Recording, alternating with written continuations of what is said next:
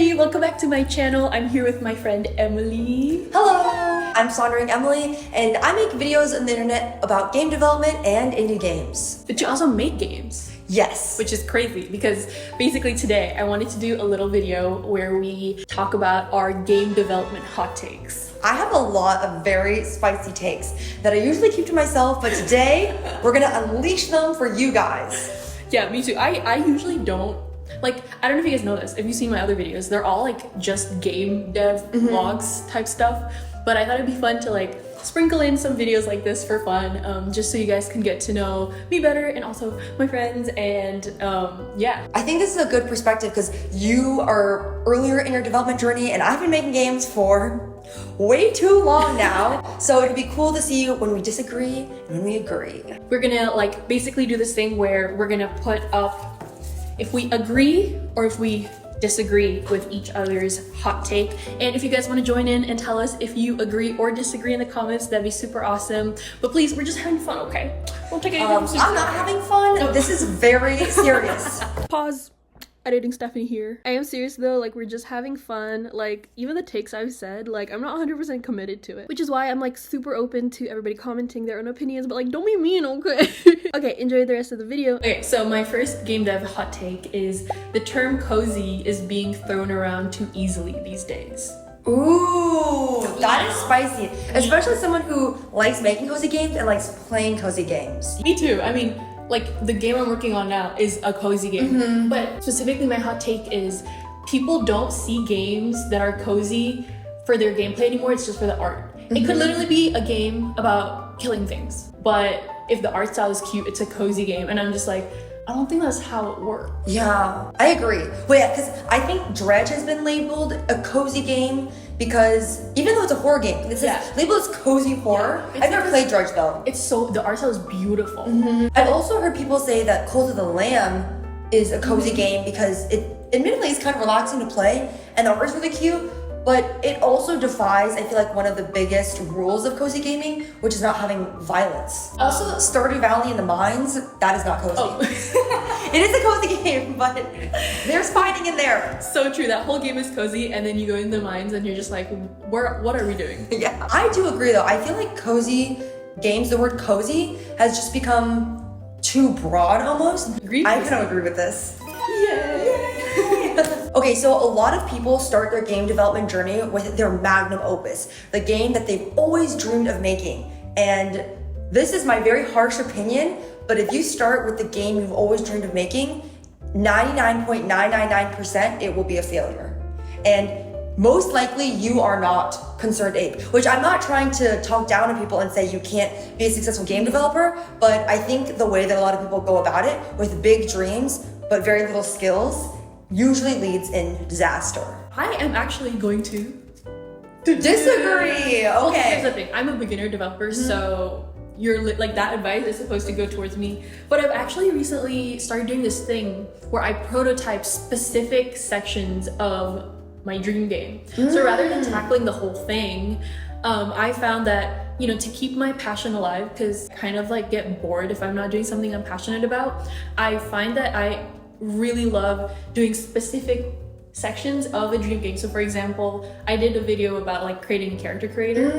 Like that whole thing I made is gonna be used for the future game anyways. So I'm already technically working on my dream game, but like tiny sections that I feel I can do, which is why I disagree. But I know what you mean. Like you're probably talking about like people who go into it wanting to make the whole thing. Yes, but I think that the way that you go about it is definitely the right way of building small projects that might comprise in total of your complete game. But I'm talking about people who go in and they say, I want to make an open world MMO as my first game. And that is usually requires millions of dollars. Yeah, so I agree with that part, but so to keep it spicy, I'm like, actually, my own one now, I'm shaking depending on the interpretation. Oh, my next one is actually something we've already talked about. Oh, okay. And I think 2D is better than 3D. Wait, I have strong feelings about this. Specifically for cozy games, which I think is the hot take, because there's a lot of beautiful 3D cozy games, such as Animal Crossing. You have like some friends who's made like really cute cozy games. But for me, when I think of cozy, I think of 2D top-down pixel art, and I always put that as like, you know. Okay, I feel like I have a very interesting reason why I prefer 2D games, but that's just because a lot of 3D games make me really motion sick. For example, I can't play games like Stray, even though I know it is critically acclaimed. I bought it, I played it for 10 minutes, and then I had to lay down for 2 hours because I thought I was gonna throw up. But also, I feel like a lot of 3D games, I like stylized 3D games, but a lot of AAA games that are 3D go for realism. And I'm kind of in the perspective of like, realism is out, stylized is in. I think I am more drawn to an iconic art style rather than an art style that's just trying to mimic real life.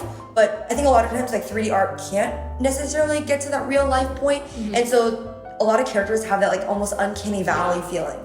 Yeah, I think like literally also another parenthesis is like realism is overrated. Well, 2 of my favorite 3D games are Minecraft and Valheim. I love Minecraft. Can be gorgeous, by the way, with Exactly. the right Minecraft shaders. is gorgeous. So that's something, like both of them aren't realistic, and I prefer them way more than like super realistic games. I agree with this strongly. In game development, usually the programmers are paid a lot, while the artists and writers are paid very little. And my hot take is I think that gap should be a lot less. Which I know may not seem like a hot take, but I even told my programmer friend, and he was like, I disagree with that. I think all the programmers disagree with me. I think all the artists and writers agree with me. I'm the artist and a writer, so that is my opinion. Okay, so that's really funny because I never work in teams. I just do myself, and also obviously again I'm a beginner, so I haven't done a lot anyways, but like I have never even thought about working with other people, so that's just something that doesn't cross my mind, that people get paid differently. Yeah, I mean, in any AAA studio or even a lot of indie studios, the programmer is the higher paid than the artists and designers. And this is my argument for it. So I understand why programmers are paid a lot. It is a very technical skill. It requires years of learning. A lot of times people go to college for it. And so it does deserve to get fairly compensated. But I feel like with disciplines like art and writing, people think, oh, well, you know, I can draw or I can write a sentence. And so it comes off as easier. But to be a good artist and writer, you have to go through years of training, just like computer science. There are growing pains. To write a story that is compelling and deep requires so much effort. So I feel like for that reason, the disciplines should get compensated more equally. That is a hot take. Interesting. I guess for programmers in the comment, you tell us if you agree with this. That's true. Because I don't know anything about this, but I mean, I'm always for everybody should get paid a lot more than they already do. Please bring up the minimum wage. Yeah. This one I think is my spiciest one. Ooh, okay. Stardew Valley is overused as inspiration, because every time I watch, and here's the thing, as somebody who also uses Stardew Valley as inspiration, every time I watch a devlog and the first inspiration they say is Stardew Valley, I'm like, I can tell. Like, if it's a 2D top-down pixel art style, or if it's anything about a farming game, and then like you almost don't even need to tell me it's inspired by Stardew Valley. I can tell, I know. And as someone who's making one just like it, I'm like, I try not to mention Stardew Valley too much, because I think the consumers are also a little bit like over it. They're like, okay, another Stardew Valley, like, dude, what do you want me to do? Like, I'm just gonna play Stardew Valley then. Why am I gonna play like a version of it that's like not as good? Pause.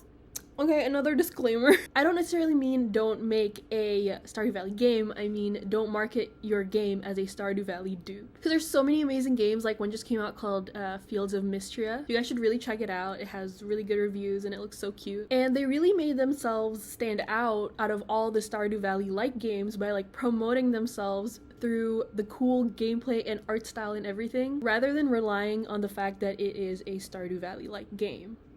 You know? Anyways, I just have to say that because I think I didn't explain myself too well.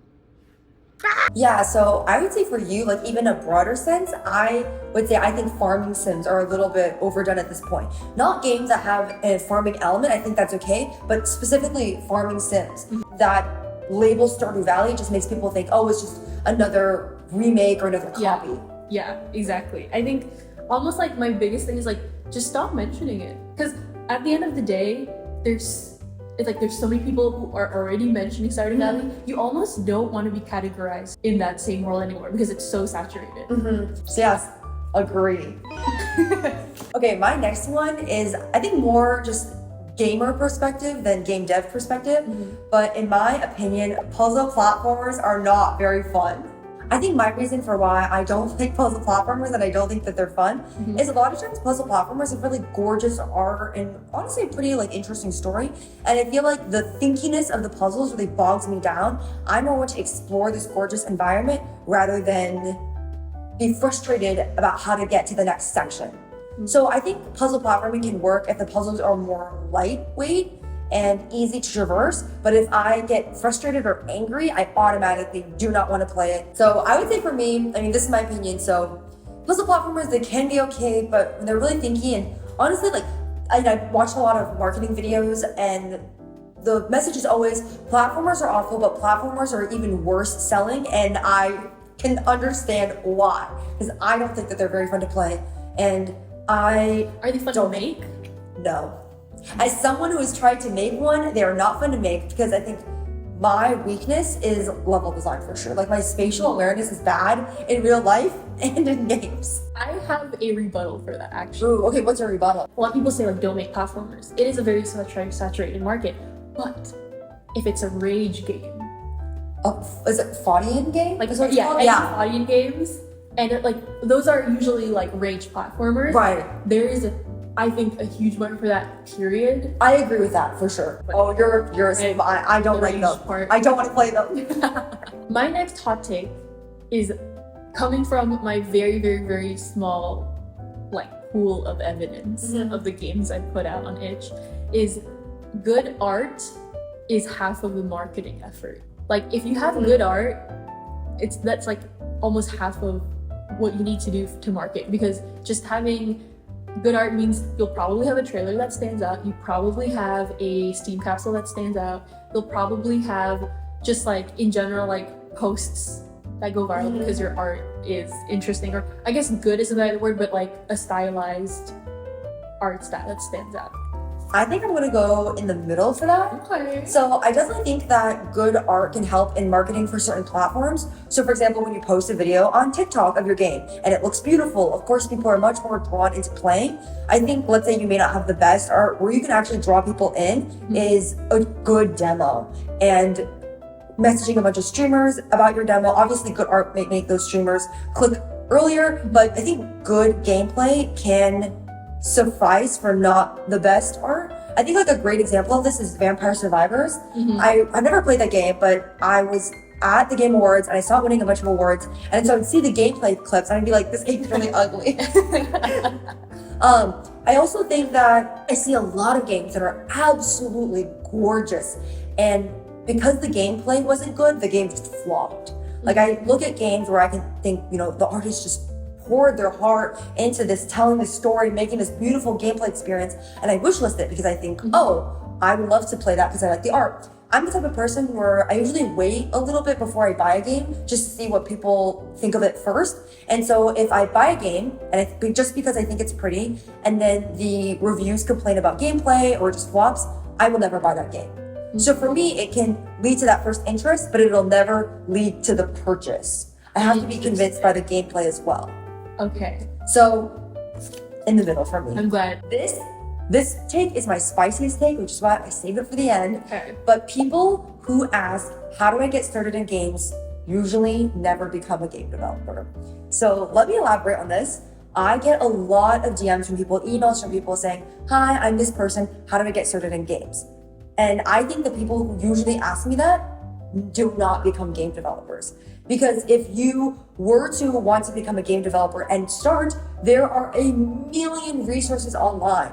There are so many tutorials about how to learn a game engine, what game engine is right for you, what discipline you might want to try.